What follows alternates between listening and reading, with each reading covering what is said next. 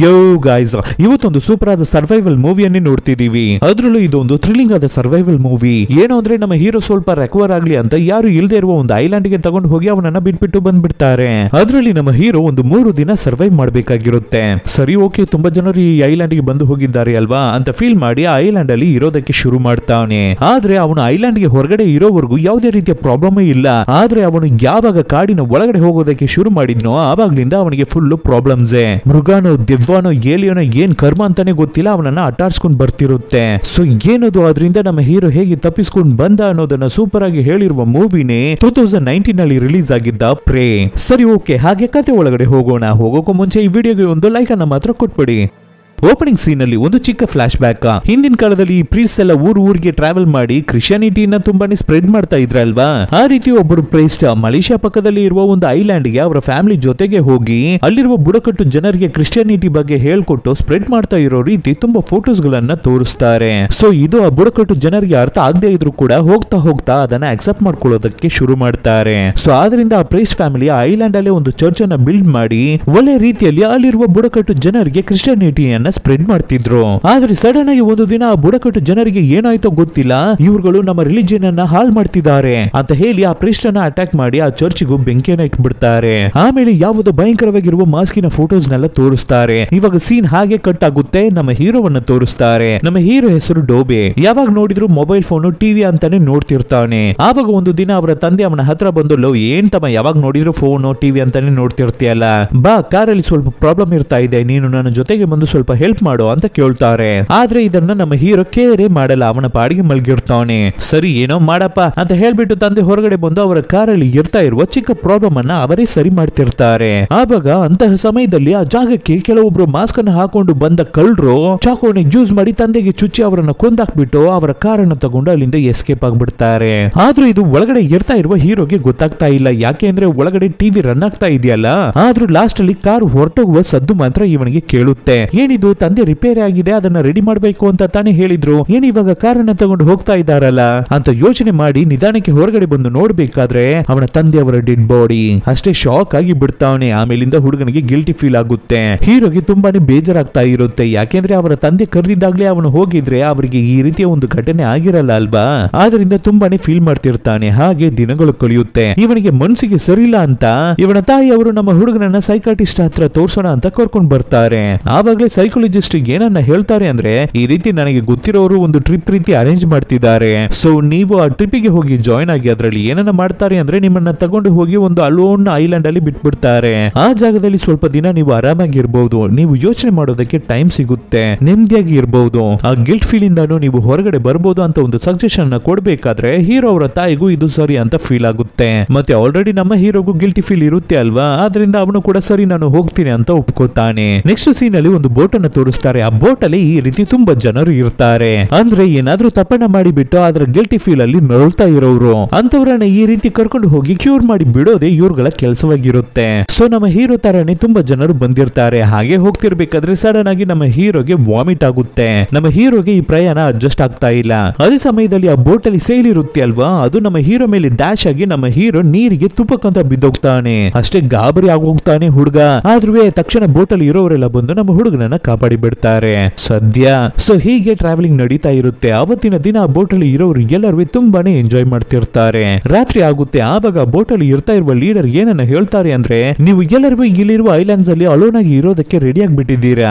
ನಾವು ನಿಮ್ಮ ಎಲ್ಲರನ್ನು ಇಲ್ಲಿರುವ ಒಂದೊಂದು ಐಲ್ಯಾಂಡ್ ಗೂ ಒಬ್ಬೊಬ್ಬರನ್ನ ಅಲೋನ್ ಆಗಿ ಬಿಟ್ಬಿಟ್ಟು ಬಂದ್ಬಿಡ್ತೀವಿ. ಆ ಐಲ್ಯಾಂಡ್ ಅಲ್ಲಿ ಕಂಟಿನ್ಯೂಸ್ ಆಗಿ ನೀವು 3 ದಿನ ಸರ್ವೈವ್ ಆಗ್ಬೇಕು. ಅದಕ್ಕಾದ ಎಕ್ವಿಪ್ಮೆಂಟ್ಸ್ ಎಲ್ಲವನ್ನು ನಾವೇ ನಿಮಗೆ ಕೊಟ್ಬಿಡ್ತೀವಿ. ಆ ರೀತಿ ನೀವು ಸರ್ವೈವ್ ಮಾಡಿ ಹೊರಗಡೆ ಬರ್ಬೇಕಾದ್ರೆ ಎಲ್ಲವನ್ನು ಫೇಸ್ ಮಾಡುವ ಧೈರ್ಯ ನಿಮ್ಮ ಒಳಗಡೆ ಬಂದ್ಬಿಡುತ್ತೆ. ಇನ್ನ ಮನ್ಸಿಂದ ನೀವು ತುಂಬಾನೇ ಸ್ಟ್ರಾಂಗ್ ಆಗ್ತೀರಾ. ಆದ್ರಿಂದ ಎಲ್ಲರೂ ರೆಡಿ ಆಗಿರಿ ಅಂತ ಹೇಳ್ಬಿಟ್ಟು ಎಲ್ಲರಿಗೂ ಏನೆಲ್ಲ ಬೇಕಾಗಿರುತ್ತೋ ಫುಡ್, ಟಾರ್ಚ್ ಲೈಟ್, ಸ್ಟೇ ಮಾಡೋಕಾದ ಎಕ್ವಿಪ್ಮೆಂಟ್ಸ್, ಫ್ಲಾರ್, ಏನಾದ್ರೂ ಎಮರ್ಜೆನ್ಸಿ ಇದ್ರೆ ತಕ್ಷಣ ಈ ಫ್ಲಾರ್ ಅನ್ನ ಯೂಸ್ ಮಾಡಿ. ಯಾಕೆಂದ್ರೆ ನಾವು ಇಲ್ಲೇ ಪಕ್ಕದಲ್ಲೇ ಸುತ್ತಾಡ್ತಿರ್ತೀವಿ, ನಿಮಗೆ ಏನಾದ್ರೂ ಪ್ರಾಬ್ಲಮ್ ಅಂದ್ರೆ ತಕ್ಷಣ ಬಂದು ನಾವು ನೋಡ್ತೀವಿ ಅಂತ ಹೇಳಿ ಅಲ್ಲಿಗೆ ಬಂದಿರೋರು ಎಲ್ಲರ ಕೈಗೂ ಎಲ್ಲ ಎಕ್ವಿಪ್ಮೆಂಟ್ಸ್ ಅನ್ನು ಕೊಡ್ತಾರೆ. ಯಾಕೆಂದ್ರೆ ಇವರ ಎಲ್ಲರನ್ನು ಅಲ್ಲಿರುವ ಐಲ್ಯಾಂಡ್ಸ್ ಅಲ್ಲಿ ಒಂದು ಐಲ್ಯಾಂಡ್ ಗೆ ಒಬ್ಬರು ಅನ್ನೋ ಲೆಕ್ಕದಲ್ಲಿ ಎಲ್ಲರನ್ನು ಅಲೋನ್ ಆಗಿ ಬಿಟ್ಬಿಟ್ಟು ಬರ್ತಾರೆ.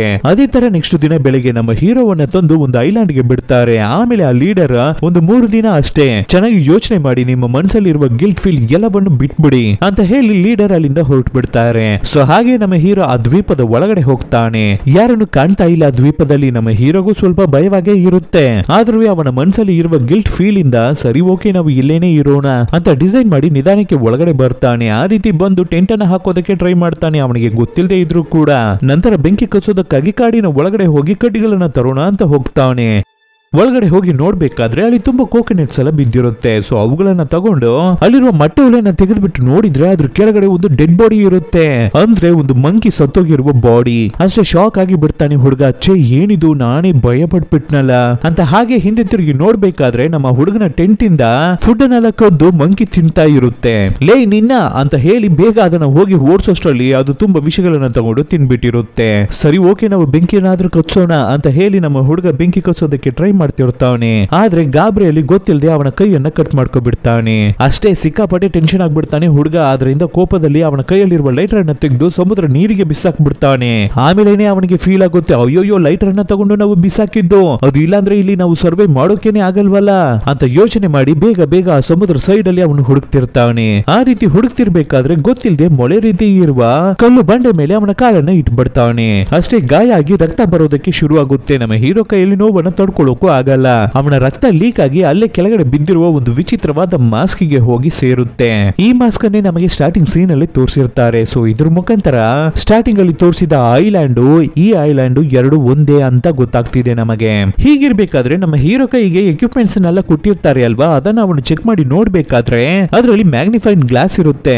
ಹಬ್ಬ ಇದನ್ನ ಯೂಸ್ ಮಾಡಿ ನಾವು ಬೆಂಕಿಯನ್ನ ಕಚ್ಚಿಸ್ಬಿಡೋಣ ಅಂತ ಪ್ಲಾನ್ ಮಾಡಿ ಹೇಗೋ ಅವತ್ತಿನ ರಾತ್ರಿ ಬೆಂಕಿಯನ್ನ ಕಚ್ಚಿಸ್ಬಿಟ್ಟಿರ್ತಾನೆ. ನಂತರ ನೈಟ್ ಗೆ ಅವನಿಗೆ ಬೇಕಾಗಿದ್ದ ವಿಷಯಗಳನ್ನು ರೆಡಿ ಮಾಡ್ಕೊತಾನೆ. ಸೊ ಇವಾಗ ರಾತ್ರಿ ಆಗ್ಬಿಟ್ಟಿದೆ. ನಮ್ಮ ಹೀರೋ ಹತ್ರ ಇದ್ದಿದ್ದ ಸ್ವಲ್ಪ ಊಟವನ್ನು ಅವನು ತಿಂದ್ಬಿಟ್ಟಿದ್ದಾನೆ. ಆದ್ರೆ ಅವನಿಗೆ ಹುಷಾರ್ ತಪ್ಪೋಗ್ತಾ ಇದೆ. ಯಾಕೆಂದ್ರೆ ಸಮುದ್ರದ ಒಳಗಡೆ ಏನನ್ನು ತುಳಿದು ಬಿಟ್ಟ ಅಲ್ವಾ. ಸೊ ಅದ್ರಲ್ಲಿ ಇನ್ಫೆಕ್ಟ್ ಆಗ್ಬಿಟ್ಟಿದ್ದಾನೆ ಅನ್ಸುತ್ತೆ. ಸರಿಯಾಗಿ ಊಟ ಮಾಡೋಕೆ ಆಗದೆ ವಾಮಿಟ್ ಮಾಡ್ತಿರ್ತಾನೆ. ಸರಿ ಓಕೆ ಕಾಡಿನ ಒಳಗಡೆ ನಾವು ಕೋಕೋನಟ್ಸ್ ಅನ್ನ ನೋಡಿದಿವಲ್ಲ, ಅದ್ರಲ್ಲಿರೋ ನೀರನ್ನಾದ್ರೂ ಕುಡಿಯೋಣ ಅಂತ ಯೋಚನೆ ಮಾಡಿ ನಿಧಾನಕ್ಕೆ ಕಾಡಿನ ಒಳಗಡೆ ಹೋಗ್ತಿರ್ತಾನೆ. ಕೈಯಲ್ಲಿ ಒಂದು ಟಾರ್ಚ್ ಲೈಟ್ ಅನ್ನ ಹಿಡ್ಕೊಂಡು. ಅದೇ ತರ ಅಲ್ಲಿ ಎಳ್ನೀರೆಲ್ಲ ಬಿದ್ದಿರೋದನ್ನ ನೋಡ್ತಾನೆ. ಸರಿ ಅದನ್ನ ತಗೊಳ್ಳೋಣ ಅಂತ ನಮ್ಮ ಹುಡುಗ ಹೋಗ್ಬೇಕಾದ್ರೆ ಅವನ ಹಿಂದೆ ಯಾರೋ ಅಲ್ಲಿ ಕ್ರಾಸ್ ಮಾಡಿ ಹೋಗೋ ರೀತಿ ಕಾಣುತ್ತೆ.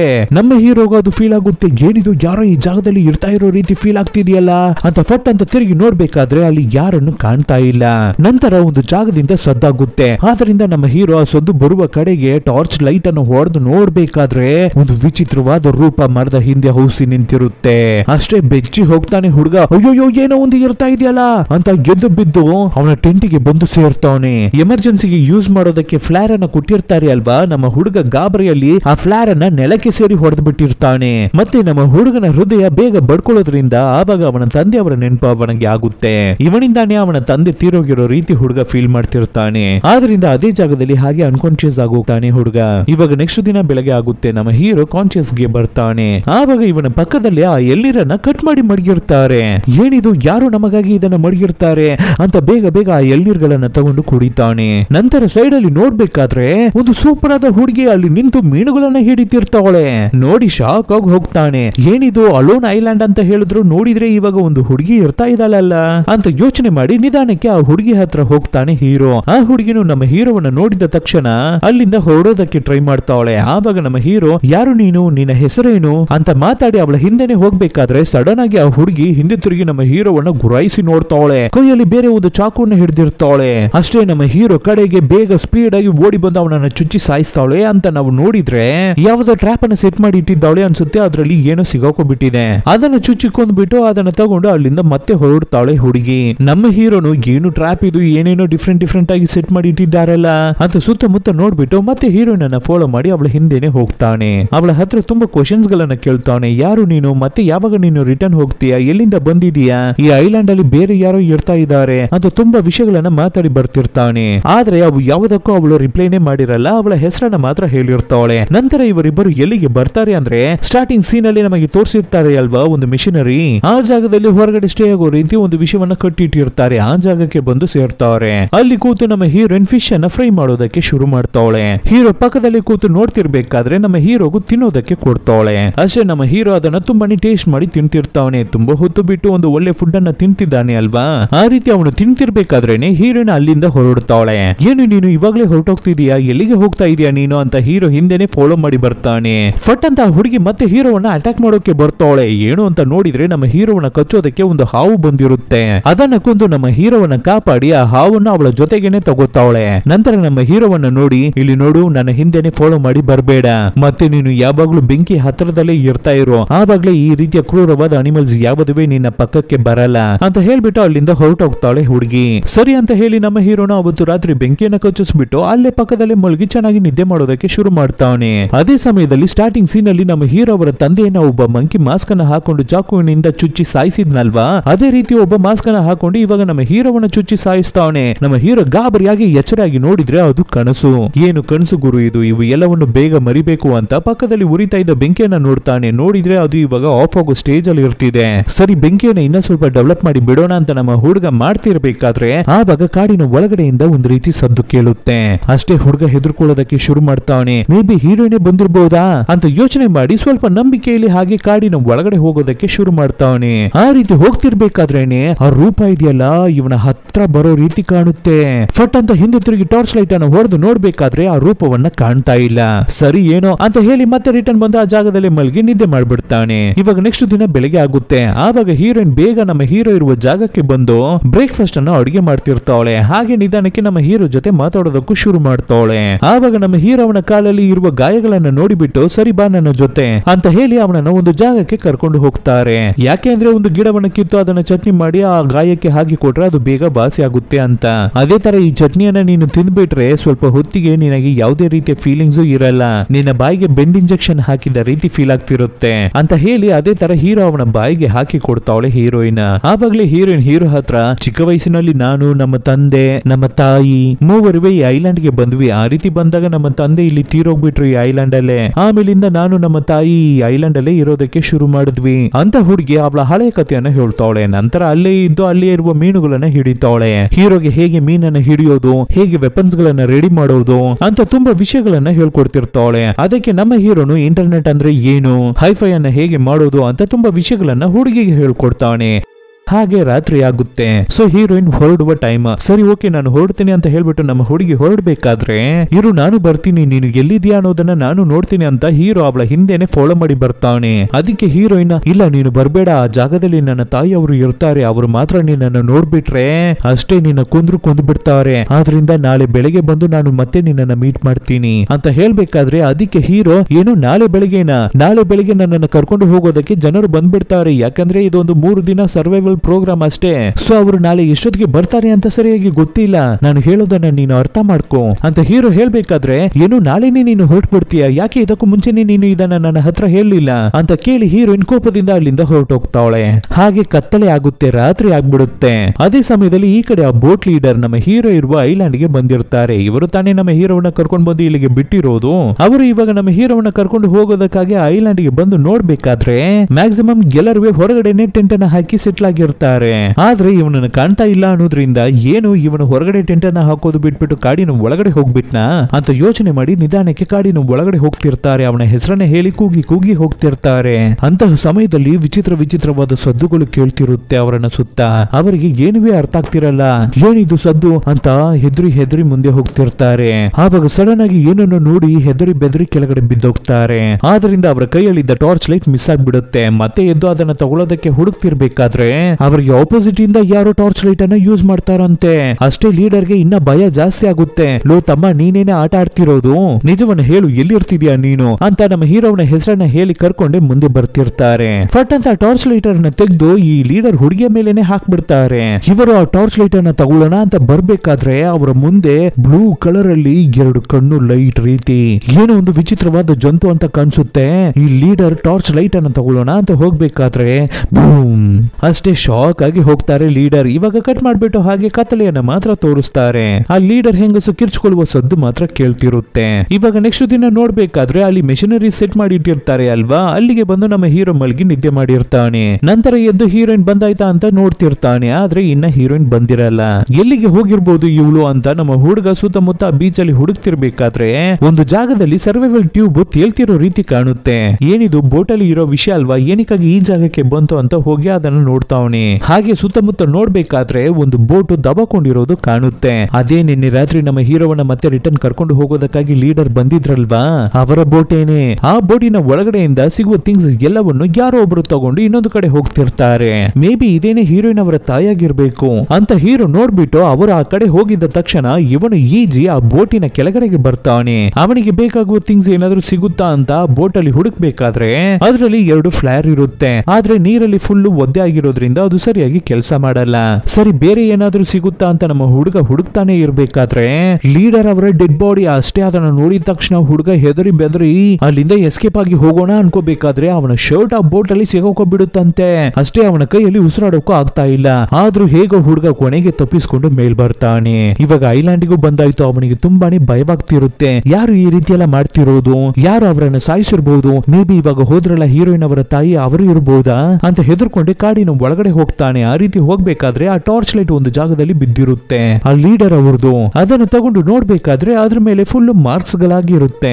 ಏನಾಗಿರ್ಬಹುದು ಇದು ಅಂತ ನಮ್ಮ ಹೀರೋ ಅದನ್ನು ನೋಡ್ಕೊಂಡೆ ಹಾಗೆ ಹೀರೋಯಿನ್ ಅನ್ನು ಹುಡುಕಿ ಹೋಗ್ತಾನೆ. ಹೀರೋಯಿನ್ ನಿನ್ನೆ ರಾತ್ರಿ ಒಂದು ಮರದ ಒಳಗಡೆ ಹೋಗಿರ್ತಾಳೆ ಅಲ್ವಾ, ಆ ಮರದ ಒಳಗಡೆ ಇವನು ಹೋಗೋದಕ್ಕೆ ಶುರು ಮಾಡ್ತಾನೆ. ಒಳಗಡೆ ನೋಡಿದ್ರೆ ದೊಡ್ಡ ಗುಹೆನೇ ಇರ್ತಿದೆ. ಆ ಗುಹೆ ಒಳಗಡೆ ತುಂಬಾ ಬ್ಯಾಟ್ಸ್ ಚಿಕ್ಕ ಚಿಕ್ಕ ಸದ್ದೆಲ್ಲ ಕೇಳ್ತಿರ್ಬೇಕಾದ್ರೆ ನಮ್ಮ ಹುಡುಗನು ಹಾಗೆ ಹೋಗ್ತಿರ್ತಾನೆ. ಆವಾಗ ವಿಚಿತ್ರವಾದ ರೂಪ ಇದೆಯಲ್ಲ ನಮ್ಮ ಹುಡುಗನ ಹಿಂದೆನೆ ಬರೋ ರೀತಿ ಇರುತ್ತೆ. ನಮ್ಮ ಹುಡುಗ ಹಿಂದೆ ತಿರುಗಿ ನೋಡ್ಬೇಕಾದ್ರೆ ಅದು ಮಾಯವಾಗ್ಬಿಡುತ್ತೆ. ನಂತರ ನಮ್ಮ ಹುಡುಗ ಒಂದು ಜಾಗಕ್ಕೆ ಬಂದು ಲೈಟ್ ಅನ್ನು ಹೊಡೆದು ನೋಡ್ಬೇಕಾದ್ರೆ ಅಲ್ಲಿ ತುಂಬಾ ಡ್ರಾಯಿಂಗ್ಸ್ ಗಳನ್ನ ಬಿಡಿಸಿಟ್ಟಿರ್ತಾರೆ. ವಿಚಿತ್ರವಾಗಿ ಡ್ರಾ ಮಾಡಿರುತ್ತೆ. ಅವು ಎಲ್ಲವನ್ನು ನೋಡ್ಬಿಟ್ಟು ಆ ಟನಲಿನ ಎಂಡಿಗೆ ಬರ್ತಾನೆ ಹುಡುಗ. ಅದರಿಂದ ಹೊರಗಡೆ ಬಂದು ನೋಡ್ಬೇಕಾದ್ರೆ ಈ ಕಡೆನೆ ಅಲ್ಲಿ ಚಿಕ್ಕ ಚಿಕ್ಕ ಮನೆಗಳೆಲ್ಲ ಹಾಳೋಗಿರೋ ರೀತಿ, ನಾಶವಾಗಿರೋ ರೀತಿ ಕಾಣುತ್ತೆ.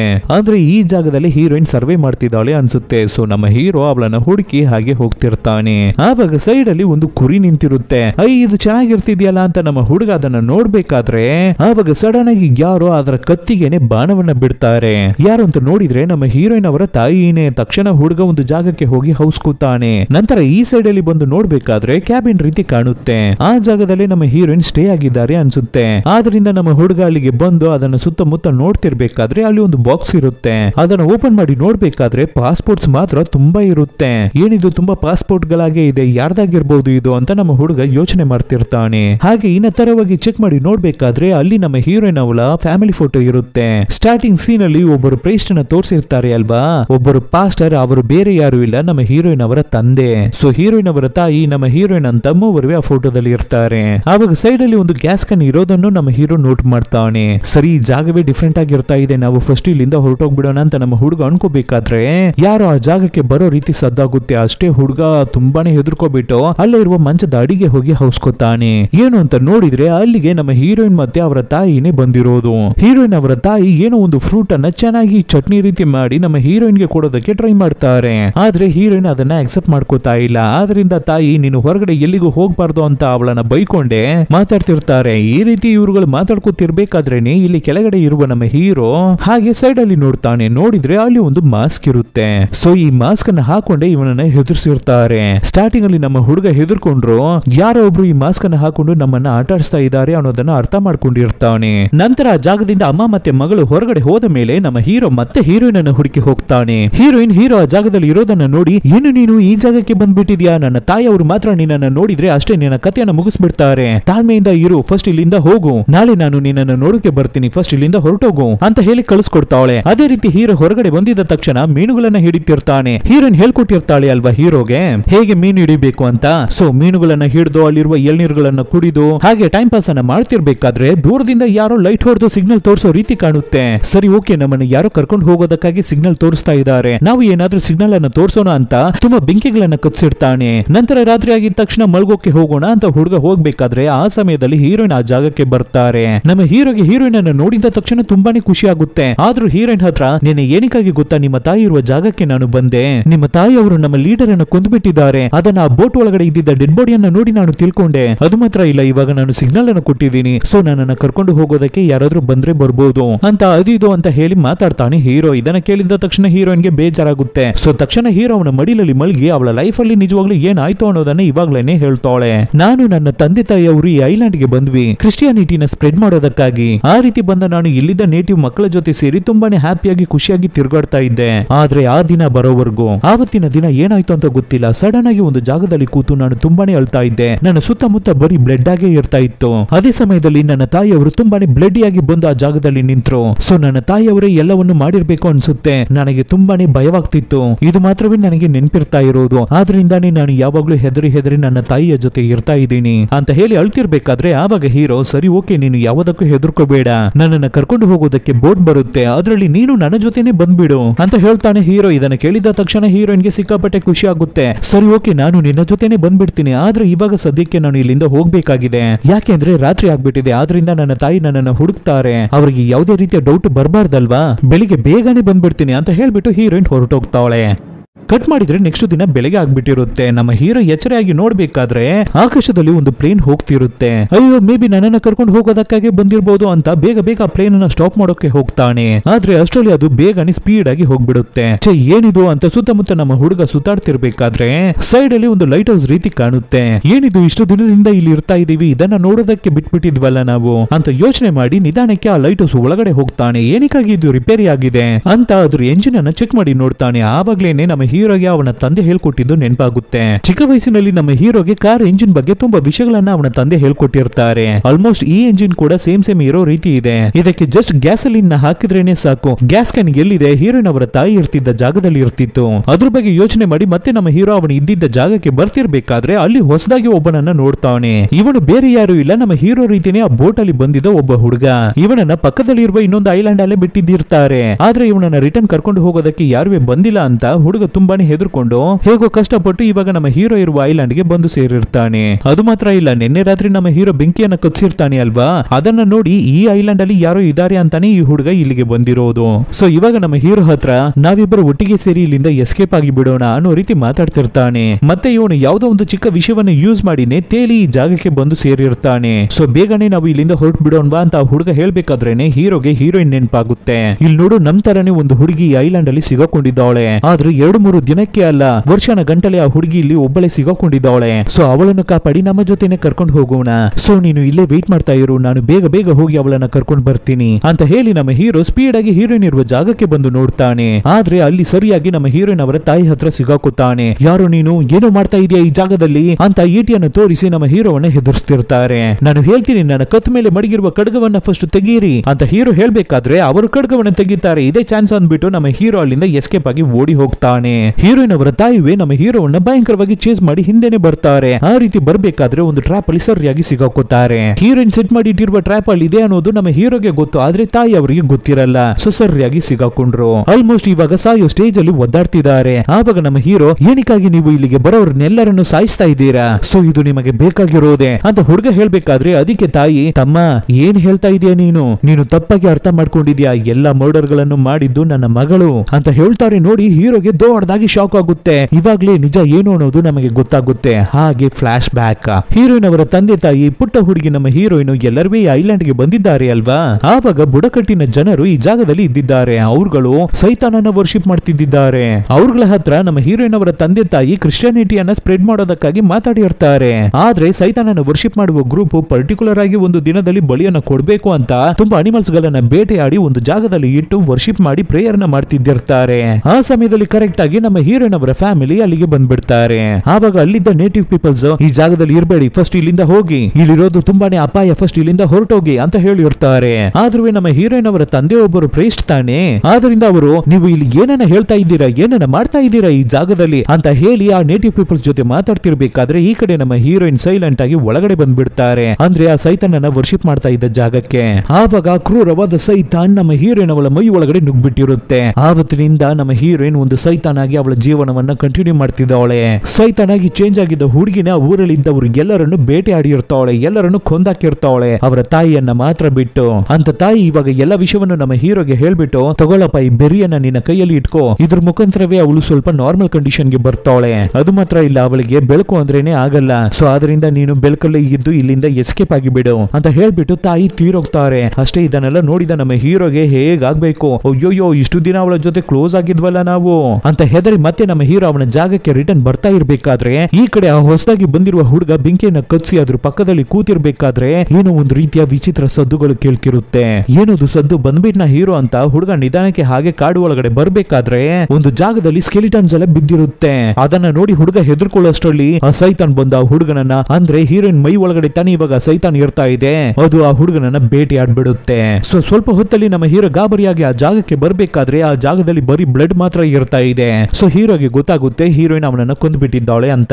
ಸೊ ನಮ್ಮ ಹೀರೋ ತುಂಬಾನೇ ಹೆದರಿ ಹೇಗೆ ನಾವು ಇಲ್ಲಿಂದ ತಪ್ಪಿಸ್ಕೊಂಡು ಹೋಗೋದು ಅಂತ ಅವನು ಯೋಚನೆ ಮಾಡ್ತಾ ಇರ್ಬೇಕಾದ್ರೆ ಆ ಜಾಗಕ್ಕೆ ಹೀರೋಯಿನ್ ಬರ್ತಾಳೆ. ಸೈತಾನಾಗೆ ಇರ್ತಿದ್ದಾಳೆ ಇವಾಗ. ಆದ್ರೆ ಹೀರೋವನ್ನ ನೋಡಿದ ತಕ್ಷಣ ನಾರ್ಮಲ್ ಆಗಿ ಅದು ಮಾತ್ರ ಇಲ್ಲ, ಅಲ್ಲಿ ಬೆಳಕು ಇರ್ತಾ ಇದೆಯಲ್ಲ, ಆದ್ರಿಂದ ಹೀರೋಯಿನ್ ನಾರ್ಮಲ್ ರೂಪಕ್ಕೆ ಬಂದು ನಮ್ಮ ಹೀರೋ ಹತ್ರ ಬರ್ತಾಳೆ. ಅದ್ರಲ್ಲೂ ಅವಳ ತಾಯಿಯ ಡೆಡ್ ಬಾಡಿಯನ್ನ ಎಳೆದು ತಂದು ಯಾರು ಈ ರೀತಿ ಮಾಡಿದ್ದು ಅಂತ ನಮ್ಮ ಹೀರೋವನ್ನ ವಿಚಾರಿಸಬೇಕಾದ್ರೆ, ನಾನೇ ಈ ರೀತಿ ಮಾಡಿದ್ದು, ಯಾಕೆಂದ್ರೆ ನಿನ್ನ ತಾಯಿ ತಾನೇ ನಮ್ಮ ಇಬ್ಬರಿಗೂ ಅಡ್ಡವಾಗಿ ಇರ್ತಿದ್ರು, ಸೊ ಇನ್ ಮುಂದೆ ಅವರು ಇಲ್ಲ, ಆದ್ರಿಂದ ನೀನು ನನ್ನ ಜೊತೆ ಬಂದ್ಬಿಡು, ಇನ್ ಮುಂದೆ ನಾವಿಬ್ಬರು ಒಟ್ಟಿಗೆ ಸೇರಿ ಚೆನ್ನಾಗಿರೋಣ, ಈ ಐಲ್ಯಾಂಡ್ ಅನ್ನ ಬಿಟ್ಟು ಹೊರಗಡೆ ಹೋಗೋಣ ಅಂತ ಹೇಳಿ ನಮ್ಮ ಹುಡುಗ ನೈಸ್ ಮಾಡಿ ಮಾತಾಡ್ಬೇಕಾದ್ರೆ ಅದ್ರಲ್ಲಿ ನಮ್ಮ ಹೀರೋಯಿನ್ ಸೋತೋಗ್ತಾಳೆ. ಸೊ ಹಾಗೆ ಹೀರೋ ಹತ್ರ ಬಂದು ಅವನನ್ನ ತಪ್ಪಿಕೊಂಡು ಅವನಿಗೆ ಕಿಸ್ ಮಾಡ್ತಾ ಇರ್ಬೇಕಾದ್ರೆ ಹಾಗೆ ನಮ್ಮ ಹೀರೋನು ಸಪೋರ್ಟ್ ಮಾಡಿ ಆಕ್ಟ್ ಮಾಡ್ತಿರ್ತಾನೆ. ಹಾಗೆ ಆಕ್ಟ್ ಮಾಡ್ಕೊಂಡೆ ನಮ್ಮ ಹೀರೋಯಿನ್ ಅವರ ತಾಯಿ ಸ್ವಲ್ಪ ಬೆರಿಸಲ ಕೊಟ್ಟಿರ್ತಾರೆ ಅಲ್ಲ, ಅದನ್ನ ತಗೊಳ್ಳೋಣ ಅಂತ ಟ್ರೈ ಮಾಡ್ಬೇಕಾದ್ರೆ ಅದು ಕೆಳಗಡೆ ಬಿದ್ದೋಗುತ್ತೆ. ಇದನ್ನ ಹೀರೋಯಿನ್ ನೋಡ್ಬಿಡ್ತಾವಳೆ. ಅಷ್ಟೇ ಮತ್ತೆ ನಮ್ಮ ಹೀರೋಯಿನ್ ಸೈತಾನಾಗಿ ಚೇಂಜ್ ಆಗಿ ನಮ್ಮ ಹೀರೋವನ್ನ ಅಟ್ಯಾಕ್ ಮಾಡೋಕೆ ಬರ್ಬೇಕಾದ್ರೆ ಹೀರೋ ಅವಳಿಗೆ ಒಂದು ಸ್ಪೇರ್ ಅನ್ನ ಹಾಕಿ ಕೆಳಗಡೆ ಬೀಳ್ಸಿ ಅವಳ ಮೇಲೆ ಅವಳ ಬಾಯಿಗೆ ಬೆರೀಸ್ನೆಲ್ಲ ಹಾಕೊಟ್ಬಿಟ್ಟು ಬೇಗ ಬೇಗ ನಮ್ಮ ಹೀರೋ ಎದ್ದು ಬಿದ್ದು ಆ ಲೈಟ್ ಹೌಸ್ ಗೆ ಓಡಿ ಹೋಗ್ತಾನೆ. ಆಲ್ರೆಡಿ ಗ್ಯಾಸ್ ಕ್ಯಾನ್ ಅನ್ನ ತಂದಿರ್ತಾನೆ, ಅದನ್ನ ಹೊರಗಡೆ ಸುರಿದು ಬೆಂಕಿಯನ್ನ ಕಚ್ಚಿಸ್ಬಿಟ್ಟು ಮೇಲ್ಗಡೆ ಆ ಎಂಜಿನ್ ಇರುವ ಜಾಗಕ್ಕೆ ಬಂದು ಅದನ್ನ ಇವನ ತಂದೆ ಹೇಳ್ಕೊಟ್ಟಿರ್ತಾರೆ ಅಲ್ವಾ, ತುಂಬಾ ಟೆಕ್ನಿಕ್ಸ್, ಅದನ್ನ ಯೂಸ್ ಮಾಡಿ ಆ ಎಂಜಿನ್ ಅನ್ನ ಸರಿ ಮಾಡಿ ಅದ್ರ ಒಳಗಡೆ ಪೆಟ್ರೋಲ್ ಅನ್ನು ಸುರಿದು ಎಂಜಿನ್ ಅನ್ನ ಸ್ಟಾರ್ಟ್ ಮಾಡ್ಬೇಕಾದ್ರೆ ಅದು ಆನ್ ಆಗಿ ಸ್ವಲ್ಪ ಹೊತ್ತಲ್ಲಿ ಲೈಟ್ ಹೊಡೆಯೋದಕ್ಕೆ ಶುರುವಾಗುತ್ತೆ. ಸೊ ಇದ್ರ ಮುಖಾಂತರ ಈ ಲೈಟ್ ಬೆಳಕನ್ನು ನೋಡಿ ಯಾರಾದ್ರೂ ನಮಗೆ ಹೆಲ್ಪ್ ಮಾಡೋದಕ್ಕೆ ಬರ್ತಾರೆ ಅಂತ ವೇಟ್ ಮಾಡ್ತಿರ್ತಾನೆ ಹುಡುಗ. ಆದ್ರೆ ಯಾರು ಬರೋ ರೀತಿ ಕಾಣ್ತಾ ಇಲ್ಲ, ಯಾವುದೇ ರೀತಿಯ ಬೋಟು ಶಿಪ್ ಅನ್ನು ಕಾಣ್ತಾ ಇಲ್ಲ. ಏನಿದು ಇವಳ ಹತ್ರದಿಂದ ಹೇಗೆ ತಪ್ಪಿಸ್ಕೊಳ್ಳೋದು ಅಂತ ಹೆದರ್ಕೊಂಡೆ ಹುಡುಗ ನಿಧಾನಕ್ಕೆ ಸ್ಟೆಪ್ಸಿನ ಮುಖಾಂತರ ಇಳಿದು ಕೆಳಗಡೆ ಬರ್ತಿರ್ತಾನೆ. ಆವಾಗ ಸಡನ್ ಆಗಿ ಸ್ಟೆಪ್ಸ್ ಹೊಡೆದೋಗಿ ಕೆಳಗಡೆ ಬಿದ್ದೋಗ್ತಾನೆ. ಜೊತೆಗೆ ಆ ಕ್ಯಾನ್ ಕೂಡ ಬಿದ್ದು ಪೆಟ್ರೋಲ್ ಎಲ್ಲ ಸುರಿದೋಗುತ್ತೆ. ಅದು ಮಾತ್ರ ಇಲ್ಲ, ಆ ಜಾಗದಲ್ಲಿ ಆ ಬ್ಲೂ ಬೆರೀಸ್ ಎಲ್ಲ ಬೆಳೀತಾ ಇದೆ ಅನ್ನೋ ವಿಷಯವನ್ನು ನೋಟ್ ಮಾಡ್ತಾನೆ ಹೀರೋ. ಅದನ್ನೆಲ್ಲ ನೋಡ್ತಾನೆ ಇರ್ಬೇಕಾದ್ರೆ ಆ ಜಾಗಕ್ಕೆ ಹೀರೋಯಿನ್ ಬಂದ್ಬಿಡ್ತಾವಳೆ. ಕಂಪ್ಲೀಟ್ ಆಗಿ ಸೈತಾನಾಗಿ ಚೇಂಜ್ ಆಗಿ ಬಂದಿದ್ದಾಳೆ. ಹಾಗೆ ಜಂಪ್ ಮಾಡಿ ನಮ್ಮ ಹೀರೋವನ್ನ ಅಟ್ಯಾಕ್ ಮಾಡ್ಬೇಕಾದ್ರೆ ಆವಾಗ ನಮ್ಮ ಹೀರೋ ಆ ಬೆರೀಸ್ನೆಲ್ಲ ಕಿತ್ತು ಅವಳ ಬಾಯಿಗೆ ಹಾಕ್ಬಿಡೋಣ ಅಂತ ಟ್ರೈ ಮಾಡ್ತಾನೆ. ಆದ್ರೆ ಆ ಸೈತಾನ್ ಇವಾಗ ಭಯಂಕರ ಸ್ಟ್ರಾಂಗ್ ಆಗಿ ಇರೋದ್ರಿಂದ ನಮ್ಮ ಹೀರೋಗೆ ಹೊಡೆದು ಆ ಬೆರೀಸ್ ಅನ್ನ ಕಿತ್ತು ಅವನ ಕಣ್ಣಿಗೇನೆ ಜ್ಯೂಸ್ ರೀತಿ ಮಾಡಿ ಹಾಕ್ಬಿಡ್ತಾಳೆ. ಅದ್ರಲ್ಲಿ ನಮ್ಮ ಹೀರೋಗೆ ಕಣ್ ಕಾಣಿಸ್ತಾ ಇರೋ ರೀತಿ ಆಗ್ಬಿಡುತ್ತೆ. ಮತ್ತೆ ಮೇಲ್ಗಡೆ ಆ ಲೈಟ್ ತಿರುಗ್ತಾ ಇದೆಯಲ್ವಾ, ಆ ಲೈಟಿನ ಬೆಳಕು ಈ ರೂಮ್ ಒಳಗಡೆನು ಬಂದು ಹೋಗ್ತಿರುತ್ತೆ. ಸೊ ಬೆಳಕು ಅಂದ್ರೆ ನಮ್ಮ ಹೀರೋಯಿನ್ಗೆ ಆಗಲ್ಲ ಅಲ್ವಾ, ಆದ್ರಿಂದ ಒಂದು ಜಾಗದಲ್ಲಿ ಹೌಸ್ಕೊಂಡಿರುತ್ತೆ. ಸೊ ಈ ಗ್ಯಾಪ್ ಅನ್ನ ಯೂಸ್ ಮಾಡಿ ನಮ್ಮ ಹೀರೋ ಬೇಗ ಬೇಗ ಅವನ ಮುಖವನ್ನ ತೊಳ್ಕೊತಾನೆ. ಮತ್ತೆ ಆ ಜಾಗದಲ್ಲಿ ಒಂದು ಗ್ಲಾಸ್ ಪೀಸ್ ಕೂಡ ಇರುತ್ತೆ, ಅದನ್ನ ತೆಗೆದು ಕೈಯಲ್ಲಿ ಇಟ್ಕೋತಾನೆ. ಸೊ ಮತ್ತೆ ಕತ್ತಲೆ ಆಗಿದ್ದ ತಕ್ಷಣ ನಮ್ಮ ಹೀರೋಯಿನ್ ಸೈತಾನಾಗಿ ಚೇಂಜ್ ಆಗಿ ನಮ್ಮ ಹೀರೋವನ್ನ ಅಟ್ಯಾಕ್ ಮಾಡೋಕೆ ಬರ್ತಾಳೆ. ತಕ್ಷಣ ನಮ್ಮ ಹೀರೋ ಆ ಗ್ಲಾಸಿನ ಪೀಸ್ ಅನ್ನು ಯೂಸ್ ಮಾಡಿ ಅವಳನ್ನ ಅಟ್ಯಾಕ್ ಮಾಡ್ಬಿಟ್ಟು ಅಲ್ಲಿಂದ ತಪ್ಪಿಸ್ಕೊಂಡು ಹೋಗೋಣ ಅಂತ ಡೋರಿನ ಹತ್ರ ಬರ್ತಾನೆ. ಆವಾಗ ಚಿಕ್ಕ ಮಗು ಅಳೋ ರೀತಿಯ ಸದ್ದಾಗುತ್ತೆ. ಏನು ಅಂತ ನೋಡಿದ್ರೆ ನಮ್ಮ ಚಿಕ್ಕ ವಯಸ್ಸಿನ ಹೀರೋಯಿನ್ ಆ ಜಾಗದಲ್ಲಿ ಇರ್ತಿದ್ದಾಳೆ. ಅಯ್ಯೋ ಪಾಪ ನಿನಗೆ ಏನಾಯ್ತು ಅಂತ ನಮ್ಮ ಹೀರೋ ನೋಡೋಷ್ಟ್ರಲ್ಲಿ ಆ ಚಿಕ್ಕ ಮಗು ದೊಡ್ಡ ದೆವ್ವವಾಗಿ ಚೇಂಜ್ ಆಗಿ ನಮ್ಮ ಹೀರೋವನ್ನ ಅಟ್ಯಾಕ್ ಮಾಡೋಕೆ ಬರುತ್ತೆ. ಅದೇ ಸಮಯದಲ್ಲಿ ಹೊರಗಡೆ ಬೋಟ್ ಬರುವ ಸದ್ದು ಕೇಳುತ್ತೆ. ಆವಾಗ ಇಲ್ಲಿ ಸೈತಾನ್ ನಮ್ಮ ಹೀರೋ ಮೇಲೆ ಕೂತು ಅವನ ಮೈ ಒಳಗಡೆ ಪೊಸೆಸ್ ಆಗ್ಬಿಡೋಣ ಅಂತ ಟ್ರೈ ಮಾಡ್ತಿರುತ್ತೆ. ಆ ಸಮಯದಲ್ಲಿ ನಮ್ಮ ಹೀರೋ ಕೈಯಲ್ಲಿ ಗ್ಲಾಸ್ ಪೀಸ್ ಇದೆ ಅಲ್ವಾ, ಅದನ್ನ ಯೂಸ್ ಮಾಡಿ ಆ ಲೈಟ್ ಬೆಳಕು ಸೈತಾನಿನ ಮುಖಕ್ಕೆ ಬೀಳೋ ರೀತಿ ಮಾಡ್ತಾನೆ. ಅದರಿಂದ ನಮ್ಮ ಹೀರೋಯಿನ್ ನಾರ್ಮಲ್ ಕಂಡೀಷನ್ ಗೆ ಬರ್ತಾಳೆ. ಈಗ ಯೂಸ್ ಮಾಡಿ ನಮ್ಮ ಹೀರೋ ಹೊರಗಡೆ ಓಡಿ ಬಂದ್ಬಿಡ್ತಾನೆ. ಆ ರೀತಿ ಹೋಗ್ಬೇಕಾದ್ರೆ ಆಲ್ರೆಡಿ ಆ ಜಾಗದಲ್ಲಿ ಪೆಟ್ರೋಲ್ ಸುರಿದಿದೆ ಅಲ್ವಾ, ಆದ್ರಿಂದ ಆ ಜಾಗಕ್ಕೆ ಬೆಂಕಿಯನ್ನ ಕಚ್ಚಿಸ್ಬಿಟ್ಟು ಹೋಗ್ತಾನೆ ಹೀರೋ. ಆದ್ರಿಂದ ಸೈತಾನ್ ಸರಿಯಾಗಿ ಒಳಗಡೆ ಸಿಗಾಕೋಬಿಡುತ್ತೆ. ಆದ್ರೆ ಇವಾಗ ಹೀರೋಯಿನ್ ಆಗಿ ಚೇಂಜ್ ಆಗಿರೋದ್ರಿಂದ ನಮ್ಮ ಹೀರೋ ಹತ್ರ ನನಗೆ ಹೆಲ್ಪ್ ಮಾಡು ಅಂತ ಕೇಳುತ್ತೆ. ಆದ್ರೆ ನಮ್ಮ ಹೀರೋಗೆ ಚೆನ್ನಾಗಿ ಗೊತ್ತು ಇವಳನ್ನ ಕಾಪಾಡಿದ್ರೆ ಮತ್ತೆ ಅವಳು ದೆವ್ವವಾಗಿ ಚೇಂಜ್ ಆಗ್ಬಿಡ್ತಾಳೆ ಅಂತ.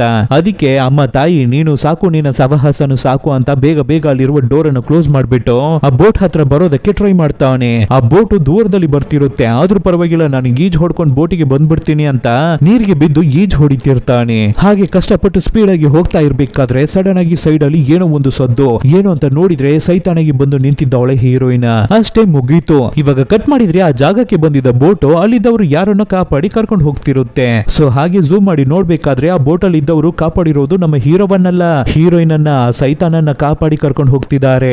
ಅವಳು ಜೀವಂತವಾಗಿರ್ತಿದ್ದಾಳೆ. ನಮ್ಮ ಹೀರೋಗೆ ಏನಾಗಿರ್ಬೋದು, ಮೇ ಬಿ ಇವಳೇ ಅವನನ್ನ ಕೊಂದಿರ್ಬೋದು. ಸೊ ಇವಾಗ ನಮ್ಮ ಹೀರೋಯಿನ್ ಸಿಟಿಗೆ ಹೋಗ್ತಾ ಇದ್ದಾಳೆ. ಸಿಟಿಗೆ ಹೋದ ಮೇಲೆ ಅವಳ ಒಳಗಡೆ ಇರ್ತಾ ಇರುವ ಸೈತಾನ್ ಅಟ್ಯಾಕ್ ಅನ್ನು ಶುರು ಮಾಡುತ್ತೆ ಅನ್ನೋ ರೀತಿ ತೋರಿಸಿ ಈ ಮೂವಿ ಇಲ್ಲಿಗೆ ಮುಗಿಯುತ್ತೆ. ಸೊ ಈ ರೀತಿಯ ಒಂದು ಐಲ್ಯಾಂಡ್ ಅಲ್ಲಿ ಸಿಗಾಕೊಂಡ್ರೆ ನೀವು ಏನನ್ನ ಮಾಡ್ತೀರಾ ಅನ್ನೋದನ್ನ ಕಮೆಂಟ್ ಬಾಕ್ಸ್ ಅಲ್ಲಿ ಕಮೆಂಟ್ ಮಾಡಿ. ಮತ್ತೆ ಒಂದು ಮೂವಿಯ ಜೊತೆ ಬಂದು ನಿಮ್ಮನ್ನ ಭೇಟಿ ಆಗ್ತೀನಿ. Thank you.